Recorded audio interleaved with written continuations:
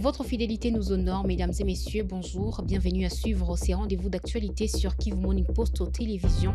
Commençons par les sommaires. Des affrontements violents ont été enregistrés ce vendredi dans le territoire de Fizi autour de Minembwe.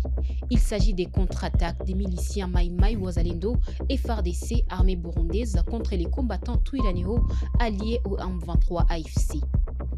Et puis, dans le territoire de Walikale, certains éléments FARDC et Wazalendo sont accusés des pillages des biens des habitants. Une situation qui intervient les lendemains de la prise de Walikale Centre par le M23 AFC. Le développement de ces titres et bien d'autres, c'est dans quelques instants, mesdames et messieurs, restez branchés.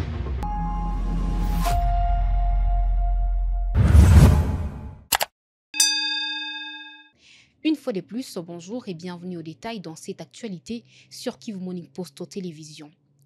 Les combats ont repris ce matin, vendredi 21 mars 2025, entre les Twirwaneho et la coalition de Mai Mai Wazalendo dans la province du Sud Kivu, en territoire de Fizi. Des combats sont signalés à Mukoko et une vive tension est observée dans les villages de Kalongi et Kakenge, selon des sources locales de Kivu Morning Post. Détail avec Jospin Hangi.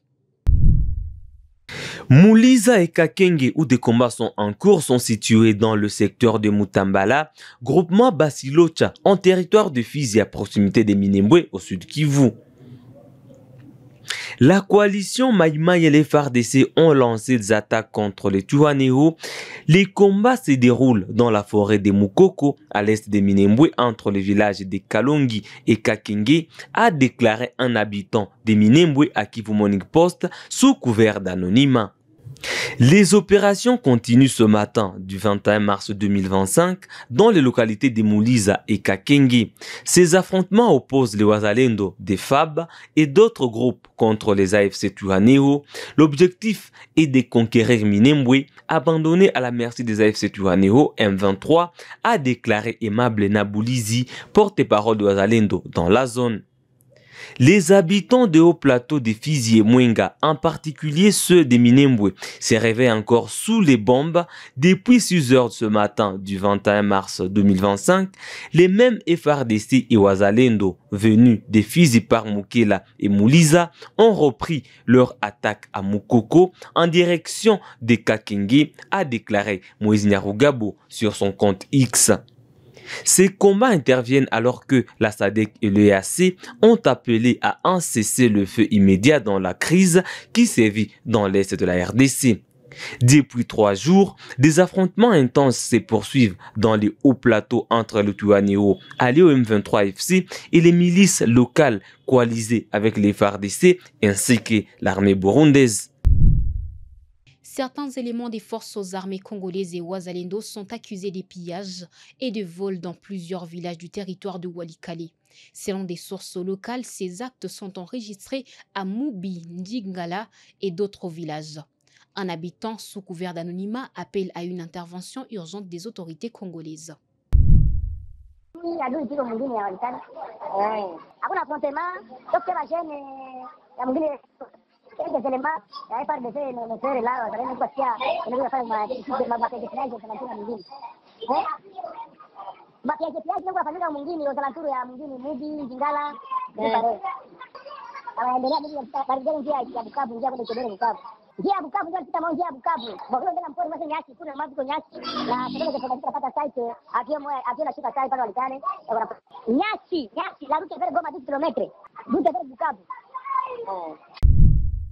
Les récentes sanctions de l'Union européenne contre les rebelles du M23 AFC et certains responsables rwandais ont été proposées conjointement par la France et la Belgique.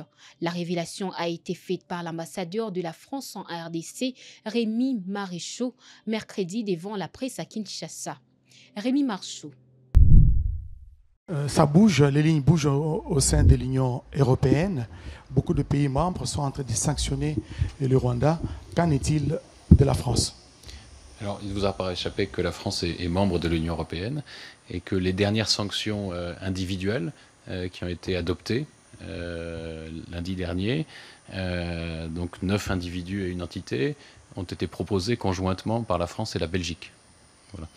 Ensuite, je vous invite à suivre la communication officielle du gouvernement français qui a annoncé suspendre la signature de tout nouveau projet de coopération avec le Rwanda.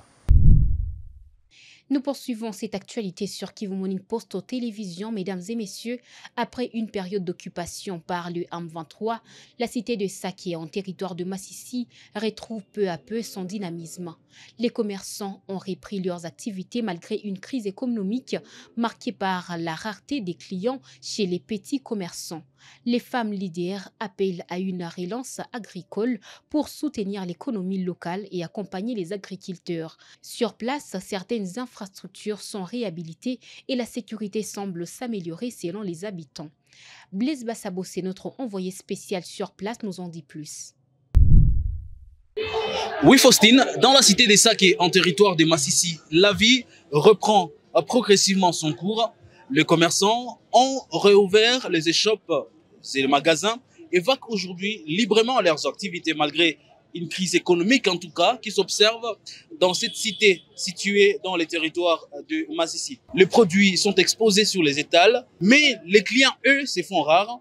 Face à une telle situation, les femmes leaders du territoire de Massissi que nous avons rencontrées saluent les efforts, par exemple, déployés pour permettre aux déplacés de retourner dans leur village. Elles plaident aujourd'hui, ces femmes, pour une relance agricole et un accompagnement renforcé des femmes agricultrices afin un tout petit peu de freiner la crise qui touche Saké et l'ensemble du territoire de Massissi. Kwa sai shida ya wanamke biko nayo, shida yenyewe iko tu naona wanamke wa Saké kijijini ni wanamke wa kulima. Kwa shida sai ni kupata mbegu na kupata jembe kusudi wanani wa mama balime tuvune chakula na njoo kwa malalamiko yetu twende tuujishe tuelekeze kulipia watoto masomo tuelekeze watoto watavala watasoma na watakula. Depuis la prise de la cité des Saké par les M23, certaines infrastructures ont été réhabilitées comme de bornes et fontaines, même si l'eau y coule en faible quantité selon les témoins sur place. Mais sur le plan sécuritaire, la cité est sécurisée. Plusieurs habitants se disent rassurés par la situation actuelle. Mais il faut dire, pour que Saké retrouve pleinement son dynamisme datant, de nombreux défis restent à relever. Et puis, Kakule Kisande Mugisha a été condamné ce jeudi 20 mars 2025 à 2 ans de servitude pénale et à une amende de $300 000 américains dans une audience foraine par le tribunal militaire des garnisons de Béni. L'audience s'est déroulée à Kassindi. Il a été reconnu coupable des blanchiments des capitaux, des participations à un mouvement insurrectionnel et des financements du terrorisme. Cette initiative du gouvernement provincial du Nord Kivu s'inscrit dans une démarche plus large visant à lutter contre la fraude minière et à dissuader les ennemis du pays. Le lieutenant-colonel Ndjike Kaiko Guillaume, porte-parole des FARDC au Nord Kivu et porte-parole du gouverneur du Nord Kivu à Béni. Vous venez, je pense, d'assister à cette audience foraine en procédure de flagrance qui est pédagogique, mais aussi dissuasif. Et surtout que cette audience vient de rencontrer le je veux de son Excellence, Monsieur le gouverneur militaire de la province du Nord Kivu, le général-major Eva Somo, qui a placé parmi ses priorités la lutte contre le trafic illicite des minéraux. Parce que vous êtes sans oublier que cet acte illicite a des liens très forts avec l'agression dont la République démocratique du Congo fait l'objet de la part du Rwanda et ses multiples alliés. C'est ici aussi le lieu de lancer le message, n'est-ce pas, de l'autorité provinciale qui demande à tous les services œuvrant à la frontière de demeurer vigilants. Pourquoi je vous ai dit que ce trafic illicite des minéraux a des liens forts avec l'agression dont fait l'objet la République démocratique du Congo?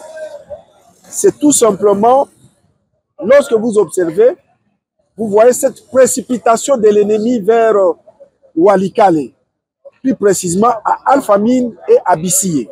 Cela prouve à suffisance que les minéraux de la République démocratique du Congo ont des rapports avec l'agression dont nous faisons l'objet aujourd'hui de la part du Rwanda et de ses multiples alliés.